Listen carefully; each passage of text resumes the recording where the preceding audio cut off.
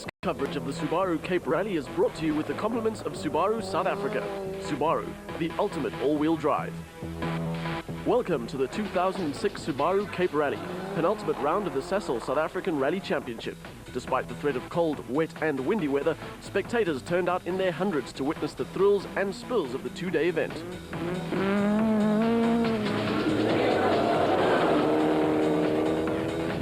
The 2006 event consisted of 11 stages and some 210 kilometers of special stages out of a total distance of 650 kilometers.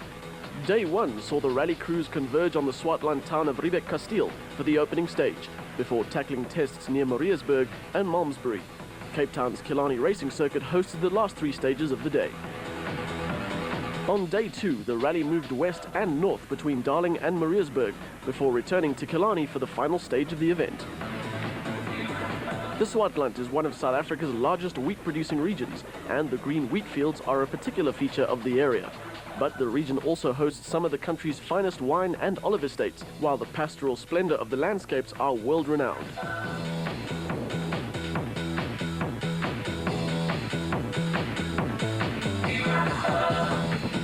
However, the focus of this weekend was firmly on the high-octane, adrenaline-pumping action that is special stage rallying. Championship leader Enzo Kuhn was intent on clinching the title in the Cape. Consistency has been a hallmark of the lanky pilot's season thus far. But teammate Jannie Habig had no intentions of making it easy for Enzo, hoping to improve his third spot on the logs. On his home turf, local hero Serge Damso was planning a turnaround to his dismal season thus far. Production car championship leader Nicholas Ryan was also hoping for a good result to cement his title aspirations. Etienne Lawrence was another potential title candidate to watch, while Hergen Fecken's spectacular style would again make him a real crowd pleaser. Ryan, Charles Wilkin and the young John Williams. Interestingly, only a single point split JP Damso and his father Serge.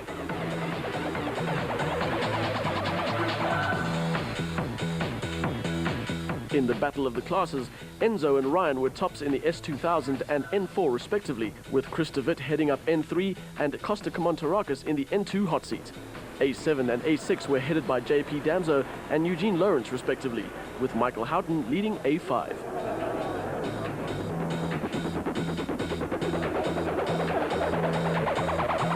Cape Town city centre provided the backdrop of the official start of the Subaru Cape Rally, although the real action would only start on stage 1 outside Riebeek-Kasteel.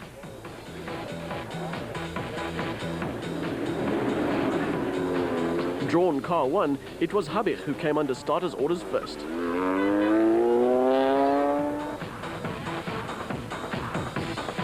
Stage 1 was a 16.55 kilometer gravel test, with the fine gravel and sand promising smooth going and high speeds. The spectators were expecting top-class action, and they wouldn't be disappointed.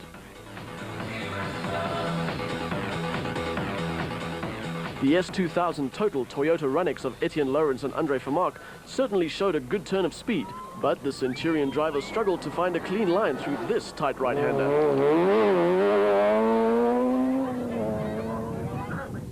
By comparison, BP Volkswagen's Jannie Habig and Doug Judd were smoother and more incisive, and clocked a better time.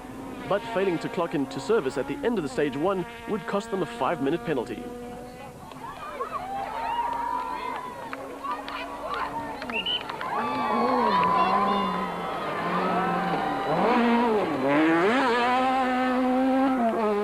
An aggressive Serge Damso and navigator Robert Paisley found even more pace, trouncing Habig and Judd, despite a puncture close to the end of the stage.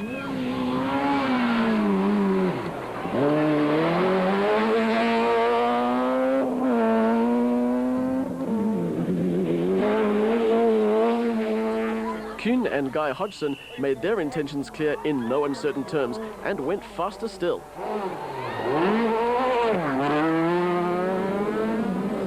The would-be champion makes it look all too easy.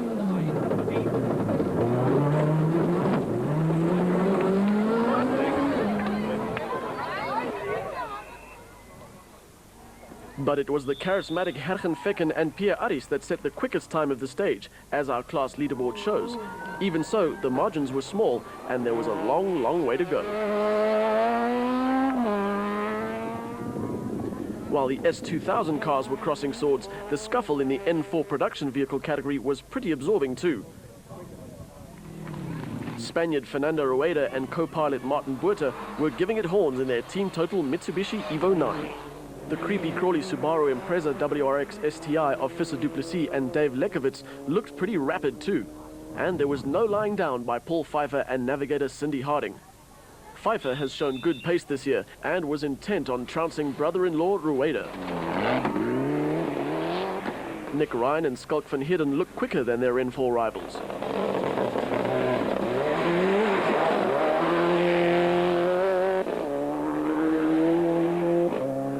But not quite quick enough.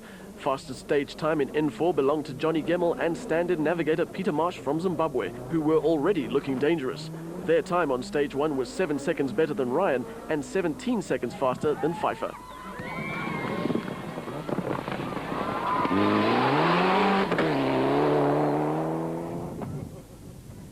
The good news for spectators was that battles were brewing all the way down the field. Take A7 for example. Adrian Karth and Des Defortier were quickly embroiled in a tussle with veterans Tony Ball and Alan Bissett, both in similar VW Golfs.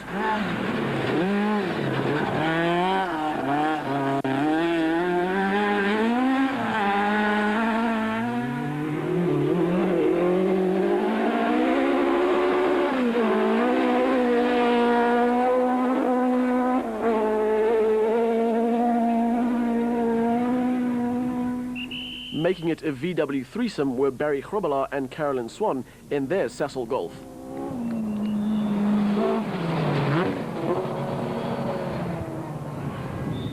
But none of the Golfs could match the pace of Castrol Toyota's Charles Wilkin and Greg Godrich, who looked spectacular enough, but ended up only third fastest.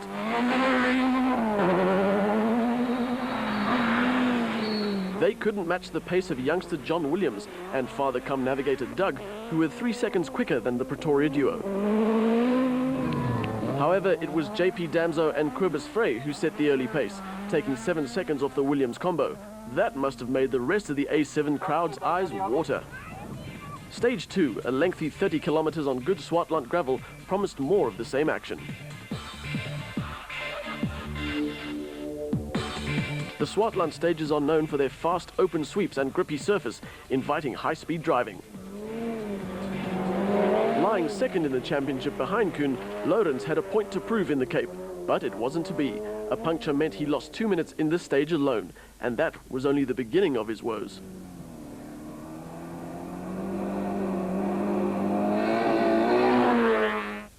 By comparison, Kuhn's plans were nicely on track.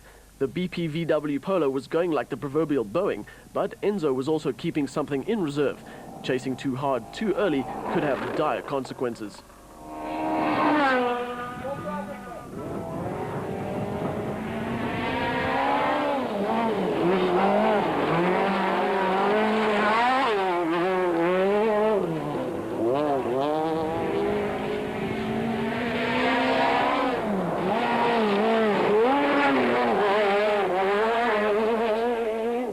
Ficken has to be one of the fastest guys in local rallying, and his style is certainly spectacular, but on this stage he couldn't match the pace of Serge.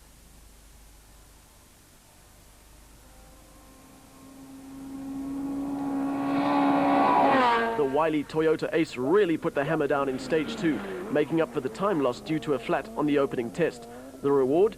The top spot after stage 2, ahead of all 3 VW Polos.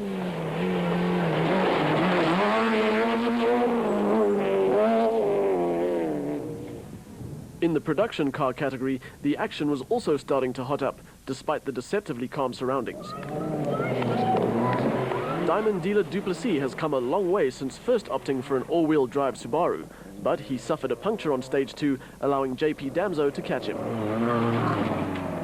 The tall wheat fields in the Swartland make it difficult to follow some of the smaller vehicles.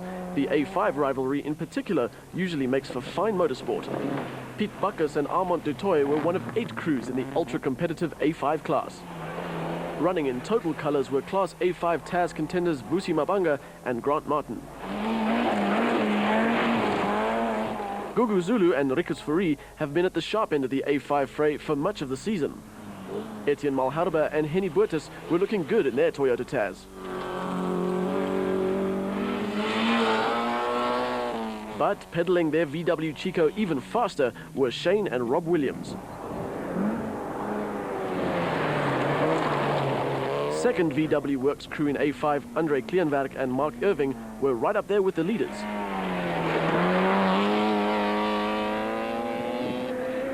As always, the real battle in the class was between Zulu Fourie and the team total Taz of Michael Houghton and Bryn Doherty.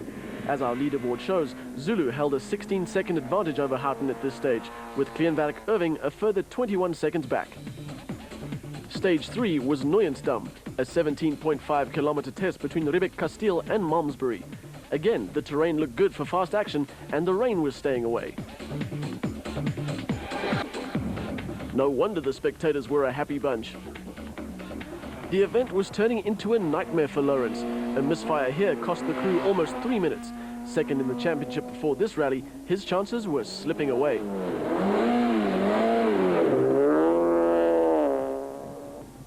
Hubbich's 5-minute penalty was not the VW driver's only problem.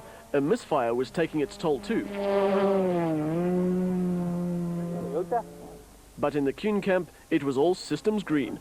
Oozing confidence, Enzo and Hodgson were taking a smooth, quick approach, hunting down points rather than chasing victory. Often accused of being a bit hot-headed, Kuhn clearly had the title in his sights, but he certainly wasn't hanging about.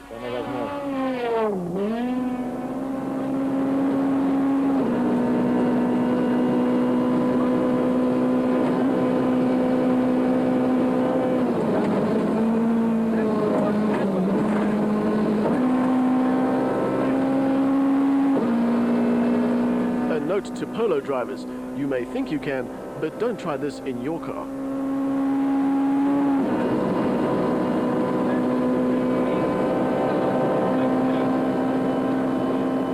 Damso's mission was victory, pure and simple. With no championship chance, the win was all he wanted.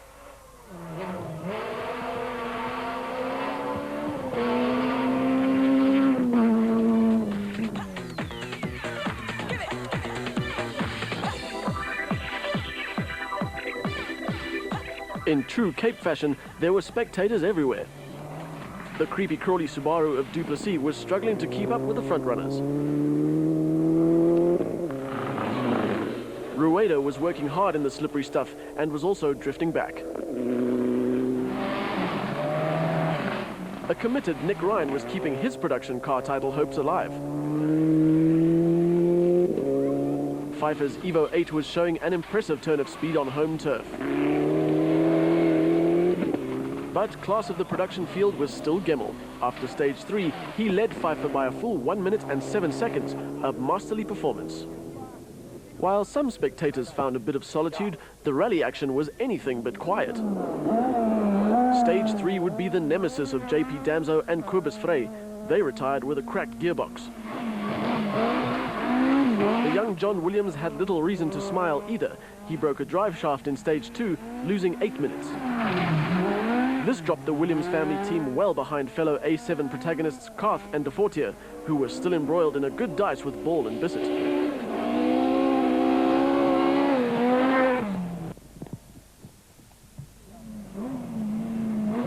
A good performance by Grobelaar and Swan saw them second in A7 at this point. But with JP out of the way, the Castrol Toyota of Wilkin and Godrich looked unbeatable, with a 1 minute 15-second cushion over Grobelaar.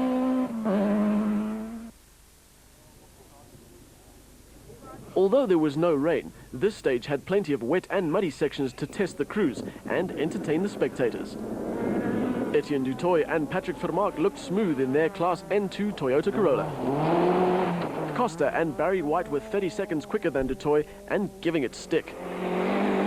But local hero Mike Nathan and Rikus Smit were keeping their nose in front of the class. For some, the action passed right by their front door.